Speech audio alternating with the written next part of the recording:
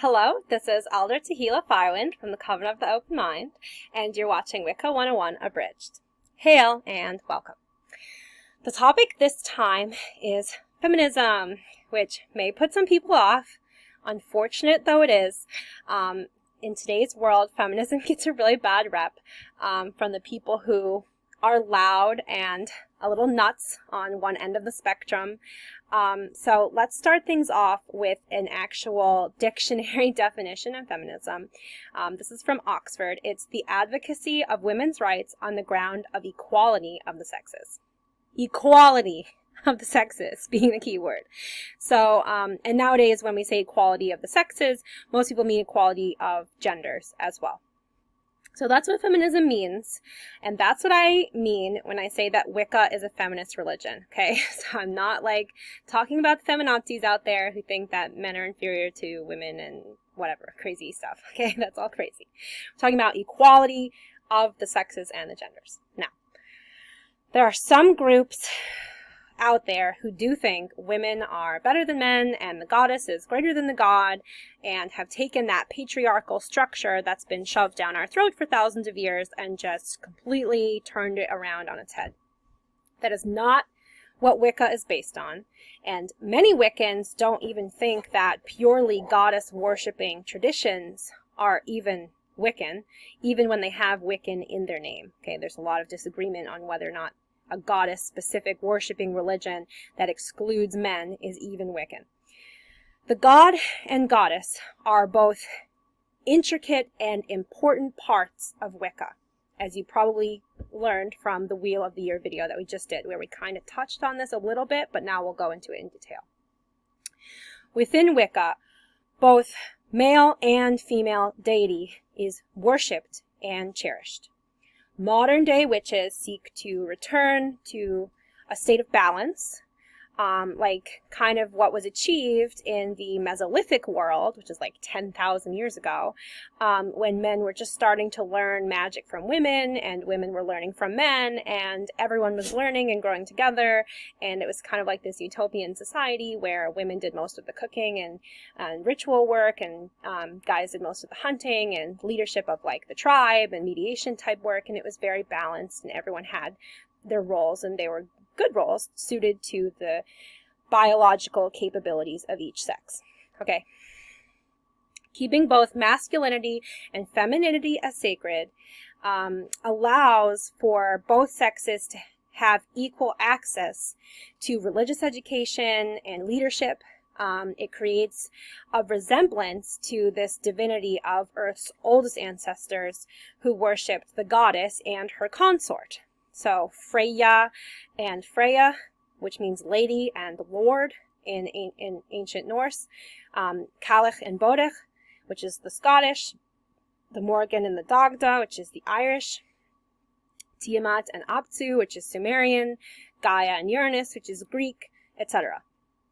In most of the pantheons in the world, there are these original deities who were balanced between man and woman, and they had these newer, more fearsome gods. There was these earth-based men and women deities, and these sky-based fearsome warrior gods who came along, and often these warrior gods were womanizers and rapists in their mythologies, in their original mythologies too. It's not even like we have to demonize them. And they came along and took up the mantle of pantheon rulership by various means, mostly violent.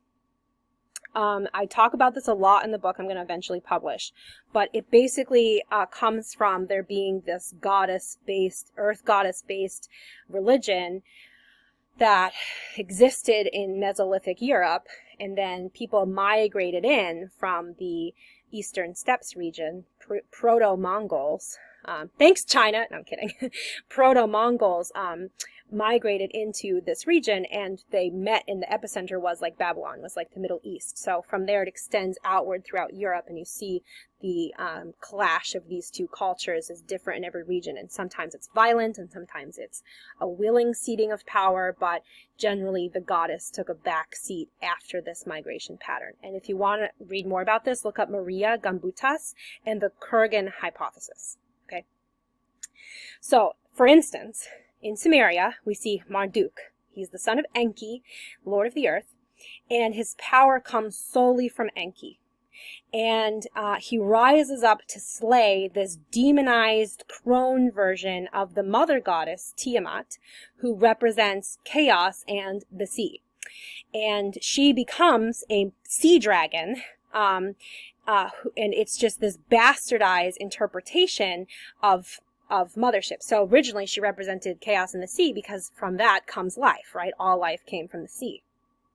But then she's bastardized and turned into this demon because women are emotional and chaotic and they need to be controlled by men. So Marduk has to slay Tiamat for the benefit of humanity, and then he becomes the greatest of gods.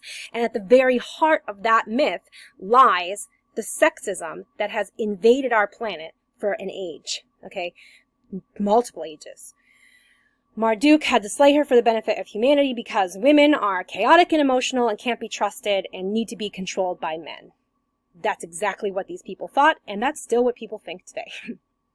So this is a reflection of the patriarchal invasion, like I said, the Kurgan hypothesis, which is being proven more and more accurate throughout the years using like biology and genetic markers and stuff. And it happened like 10,000 years ago. It was a migration pattern that spanned thousands of years, so this was a very slow process, okay? And this sexism has basically survived into modern day and is only now being squashed by science and innovation and open-mindedness. So, yay, modern times. But we see this echoed in other myths and other cultures all throughout the world. You know, in Christianity, we see the story of Adam and Eve. So consider how Eve was tempted into eating from the tree of knowledge by a being who rightfully shouldn't exist in a utopia. It's a utopia. Where does this evil person even come from? Right? It should be perfect. So she's the victim of manipulation and coercion, something that she couldn't have expected or seen coming because she's from a utopian society. She's from the Garden of Eden. And still, people blame her for her actions, for being cast out of heaven and made to prove their worthiness to get back in. So this victim-blaming mentality developed further throughout the ages until it became conventional. And policy was created to restrict women because they did crazy shit, apparently, that guys couldn't understand. And if you think about it, like, this could just as easily be viewed in a positive light. A woman was posed with the question, do you value peaceful but meaningless existence, or do you value knowledge and learning to rise above the mundane in order to find God throughout the world, in order to find meaning? And Eve was, in a sense, actually extremely wise, because she understood that the value of being at peace means nothing without the struggle. So being cast down to earth wasn't a bad thing. In her mind, it just was a thing that needed to happen so that humans could learn and see God in the most unlikely of places and find the glory and beauty of God throughout the trivial and mundane things and the seemingly evilness of death and turmoil. People could find meaning in God in those things, and in that way elevate God's teachings to a higher level. And that is how many Orthodox Jews interpret this myth. So without Eve's bravery, humans may never have come to understand the value of God's light, right? So there is no light without darkness. There is no love without hatred. What you see is a very common interpretation of chaos being evil and knowledge being corrupting, when in reality what we should see is wisdom. So that didn't stop men from keeping women down for thousands and thousands of years, of course. And I know not all men, some say, and yada yada, that's great. Okay, there are those amongst us who are awake to this problem, who value equality and betterment, and God only knows that men also suffer at the hands of sexist people. Both sides of this are struggling for the same causes. Okay, different suffering, same causes. So for those of you who are thinking, this doesn't apply to me, I'm a good person, I want equality, good, okay? There are gems amongst us. And sexism is so ingrained in our society, and therefore ingrained in us, that even when people aren't trying to be sexist and not being overtly sexist, often they still can be. So the only way to fix this problem is together, to talk about our experiences, to learn from each other, and to listen. to each other's problems. And that is what the modern revivalist religions like Wicca have to offer the world. That's what we're trying to do. So now when we say modern revival, okay, we have to keep modern. We have to keep in mind that Wicca was still founded in the early 1900s in a time of sexism and homophobia and lots of other inequalities.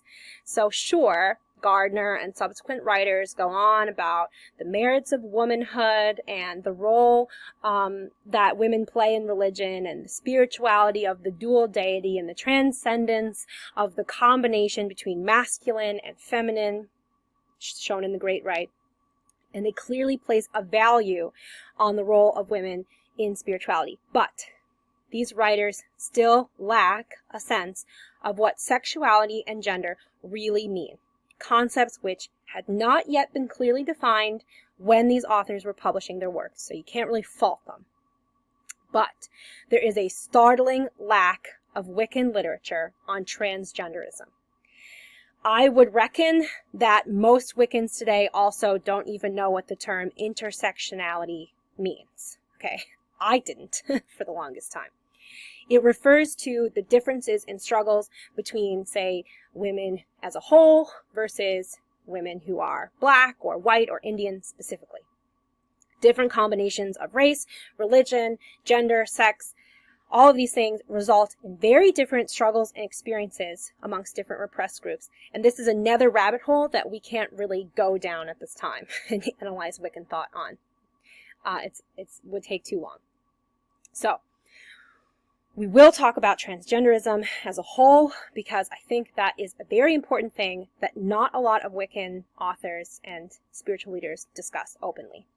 So when we're talking about modern, up-to-date feminism, third wave feminism, Wiccans are all over the place.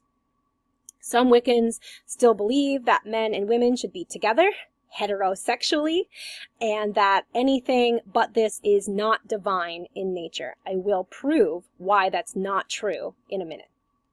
Some don't believe in gender at all, which is fairly reasonable, actually, on its own, because gender is an identity thing. We haven't found a biological source for it.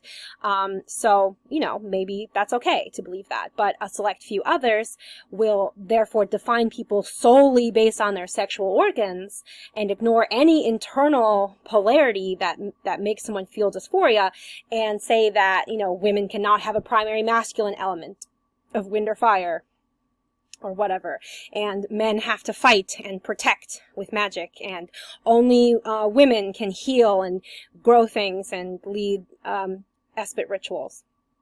Most Wiccans don't see the world this way, but you have extremists in every religion, and Wicca is no exception. And many pagan practices around the world definitely do still see it this way. So there's a whole new slew of stereotypes and prejudices which can be found amongst people who view the world as a duality of masculine and feminine. Some modern groups are so averse to the idea of patriarchy that they don't admit male members at all. They're scared that they'll dominate the conversation, they'll try to take over or something, and won't let them in. And even many of them have Wicca in the name, but a lot of people don't consider them Wiccan, because if they're only worshiping a goddess and they're discriminating against men, that's not really inherently Wiccan. That's not true to the original Wiccan teachings. So, it would be impossible to give a consensus on what Wiccans do and don't believe with any amount of detail because there's too much variety. And there's no central authority in Wicca, like there's no pope of Wicca. So the beliefs vary drastically across lineages and traditions and covens. And even within covens, personal beliefs are usually varied. So how can one know what is and is not acceptable on their own Wiccan path when there's no consensus? How can you know where you belong in the occult world, right? The answer is by seeking.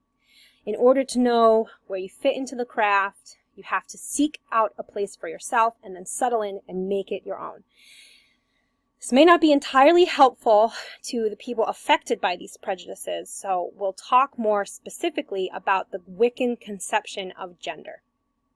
Gender is not defined or referenced at all within Wicca. the original authors did not know that sex and gender were different things. It was not common knowledge back in the 1930s and 40s. It's just a fact. However, the association of masculine with this and feminine with that does vary, right? So you see that the sun is masculine to some and takes the male form, like Apollo, and to others it's feminine, like the goddess Sol, okay? The same is true for the moon. You have the Greek goddess Diana versus the Egyptian god Tot. And this is true for just about every aspect of nature as well. The truth is that these objects or beings aren't really gendered at all. Wiccans don't really worship objects as gods. They use things and objects as representations of gods, or things that help remind them of these particular archetypes of divine forces or of the divinity within ourselves. So look back at the Wicca 101 Abridged video on aspects of deity, right? Very few people believe that each physical thing has a perception of its own. Spirit, yes. Energy, yes. But an embodied awareness like our own, no. And you can test this by asking pretty much any Wiccan if you can reincarnate as an object, and the answer is almost certainly going to be no. However, if you ask any Wiccan if you can reincarnate as the opposite sex, and most will say yes. So the soul is often perceived of as genderless and coming from a higher plane of existence, even than our own beloved Lord and Lady, okay? On this plane of existence where we live, there is embodiment and corporeal being. And so there is this duality between masculine and feminine, or as you might refer to it in astrology, as some people refer to it, it's called polarity. So what do these terms masculine and feminine really mean in Wicca? Masculine is aggression, strength, vitality, and it aligns with the elements of wind and fire, where wind is mystical and mysterious, giving divinity through change and transformation, and fire gives destruction, but also sustenance and protection. Feminine is nurturing, healing, creative. It aligns with the elements of earth and water, where earth gives strength and support, and divinity through wisdom and patience, and water offers creativity, emotion, receptivity, imagination, those kinds of things. So these forces are not distinctly separate. They're found within each other, existing as one force in a greater sense, which is an idea that's not unique to Wicca. Ultimately, these represent the forces of push and pull, which I believe actually is yang and yin. And you can see in the common yin-yang that the opposite color is found within the larger of the opposing color, right? So you get that white bit inside the black and the black bit inside the white. And that's exactly the same idea that's in Wicca and reflected in another philosophy. So in Wicca, the gender of any particular thing or idea comes from the nature of its actions. So its polarity is based on what it does. If it acts aggressively, it's masculine. And this is really a form of primitive science. Testosterone is the hormone that causes aggression, and when you have too much of it, people get really aggressive, hyper-aggressive. And it causes the development of features that are beneficial to aggression, like physical strength, okay, and height, that sort of thing. While estrogen makes women more emotional and receptive. It makes them have bodies that are ready to perform the ultimate form of creation, okay, childbirth. So it helps women have extra fat on their bodies and things that are needed during pregnancy.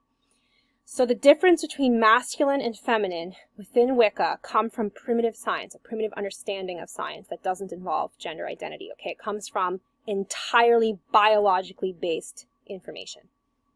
There's no mention of gender at all. It's just biological. And there's also no mention of what happens to people that have too much of both hormones or that have weird chromosomes and stuff like that. It's not even brought up ever. In Kabbalah, and in metaphysics, we see that the nature of our entire world is action-based. They call our plane asiya, and that means action in Hebrew. And consider that everything which exists in our physical world, everything which physically exists, is incapable of doing nothing. Everything exists for a length of time and changes over time, even if that change is so slight that it's not noticeable in the short term. It still changes. Nothing lasts forever. So that is the true nature of the universe, of the physical world, action. So it's not your biology and your genetics which define you. You define you. Every time you make a choice or react to something instinctively, all of those actions come to define the meaning of you. Your soul is the conglomerate of these definitions across many lifetimes, and it's from here where the Wiccan mindset of empowerment arises. As it applies to gender and sexuality, you are what you say you are, so long as you are in command of your actions. Be empowered to act beneficially, with ease, and to be your true self, without trepidation, and you will live freely and divinely, happily able to focus on the mysteries and not the mundanities of life. So gender is not a significant factor in one's ability to connect with divinity. This is more prevalent than at first it seems. Most people believe that anyone can align with any primary element regardless of their biological sex. A woman could be primarily sourced with air or fire. Men can be healers or green witches. Very few Wiccans would actually say otherwise. Even the more sexist extremist ones would not usually say otherwise, because the religion is, to a very large extent, incredibly feminist. So if you remove the crazy extremists from the picture, then you get a very feminist worldview found in Wicca. Someone could have a preference toward male or female deities, independent of their biological sex. A man can aspect a goddess. A woman can aspect a god. A man can draw down the moon and be aligned with female polarity, even though he is definitely a man and identifies as a man, so not transgender, and there's nothing wrong with this. Okay? Polarity is separate from sex, from gender, from any kind of mundane identification. Many don't agree with this. There are lots of extremists who say that women have to draw down the moon and that men can't, and that only a man and a woman can perform the great rite, because you need a man and a woman biologically in order to produce a child. But that's just personal preference, really. Ultimately, it's nonsense. The great rite is a representation of creating life, not a physical act of creating a baby, okay? So yes, you need a man and a woman biologically to create a baby. But when you're representing the creation of a baby for ritual, then all bets are off, right? Why should a biological man not take on the role of a woman in ritual? Should he have to forsake his manhood to do it? Of course not. Why should a woman not be fit to lead a ritual, especially when receptivity is so crucial to successful invocation magic, the entire purpose of performing ritual? So I would challenge any person to give a rational, justifiable claim to support either side above, which is not rooted in years of oppression and prejudice. The fact of the matter is that there's simply no reason to discriminate on the basis of sex or gender within Wicca. Of course, folks are free to do as they choose in their own paths, but it's not inherently Wiccan to be discriminatory. Okay? And for the record, and I'll talk about that in a second, but for the record, there are ancient deities who are effectively genderless. Their gender is never mentioned, or it's not significant in their common mythos. For instance, Dionysus of Greece, he's the god of grape, harvest, winemaking, and ritual madness and fertility, okay? So he's outright referred to as androgynous and womanly in appearance, but his gender or sexual preference is really brought up. It's clear that Dionysus is into women to some extent because he has many children. But Dionysus is thought of as being the winged bull, which is a representation of the fixed feminine energy that is Taurus, okay, the goddess energy of Earth. So he has many skills that are classically associated with womanhood, like magic and divination and fertility. So androgynous gods are a thing.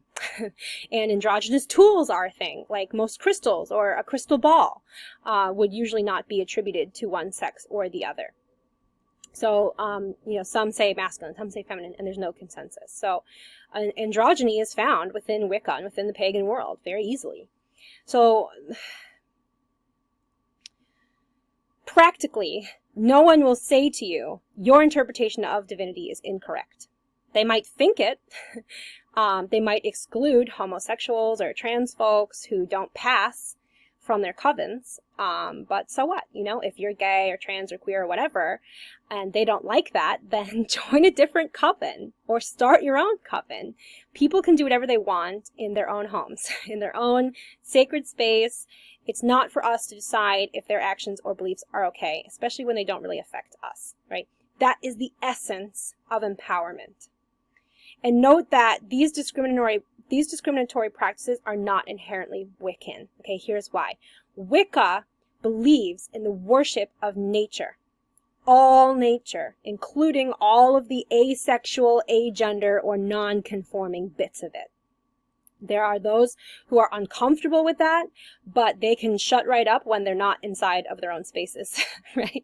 Because hydras, jellyfish, starfish, snakes, and plants, like strawberries, lots and lots of aspects of nature are asexual or can swap sexes. And it's perfectly natural for humans to be like that too, because we are part of nature. So to claim that life is limited to heterosexuality is to deny aspects of nature itself, where in Wicca, nature is seen to be divine, and we worship divinity through nature. So denying aspects of nature is like denying divinity itself, which, if Wiccans believed in it, would be like blasphemy. Okay, at the very least, it doesn't make any sense. So mundane judgment is in direct opposition of the path of a wise one. I know this video is going to be a long one, but I think this is an important concept. So the theme of take what you like and leave the rest, that's very prevalent in Wiccan thought. It can be both a benefit and a detriment, but in either case, that's what you got to do. Wiccans are very comfortable with being in opposition to others. Often they read material just for the sake of expanding their thoughts, and they may or may not even agree with the person whose works they're reading, okay? I have books, like I have Aradia. I don't even like this book, but it's a classic, so I've read it, and I think it's important to read because it's one of the foundational texts of the religion, but I just think that it's also just super anti-Christian and goddess worship based, and I just don't think that it's a very good capture of Wiccan thought as a whole. Wiccans seek new knowledge, though, all the time, not affirmations of what they already know or what they already believe in. So, most Wiccans are humans too, so some of them are extremists, some of them make mistakes, but Wiccans recognize the duality of deity as masculine and feminine, of course, also as light and dark, and they choose to worship only the light aspects of masculine and feminine. So the idea of picking and choosing what to believe and what to practice is quite common and foundational to Wiccan thought. Not many religions would prefer to forsake tradition in favor of a new approach just because it might work better. But as it was said to me by a Gardnerian high priestess, if it was created 100 years or 100,000 years ago, what difference does that make? If it works, it works. So let no one tell you what the right way to practice Wicca is. That is inherently a Wiccan perspective, that you can choose the right way to be Wiccan. Take what you like and leave the rest. No matter what anyone else says, their words have no more power than you give them. Remember this as you expose yourself more and more to Wiccan philosophy, and always bear in mind that you don't have to bear the same prejudices as those who came before you in order to be a Wiccan witch. So I hope this helps explain what we mean when we say Wicca is a feminist religion. There is a place in this religion for everyone. Trans, gay, lesbian, queer, asexual, androgynous, and all the other terms I'm not stating, and everything in between. Be bold, be confident in who you are and who you want to be, and find a place to carve your own Wiccan philosophy. When the weight of the words of others becomes no more than idle thought for you, then you are a witch. That is what empowerment means. For all of you struggling to fit into this religion, especially those of you living in less open-minded spaces of the world, stay safe, stay strong, and be yourself. Change comes slowly, but it must come. Remember, this is a plane of action. So, all we know is that the world is always changing. And if you are strong in who you are, confident in who you are, and bold, then you will help move the world in the right direction. So as always, thanks for watching Wicca 101 Abridged. From all of us here at the Covenant of the Open Mind, blessed be.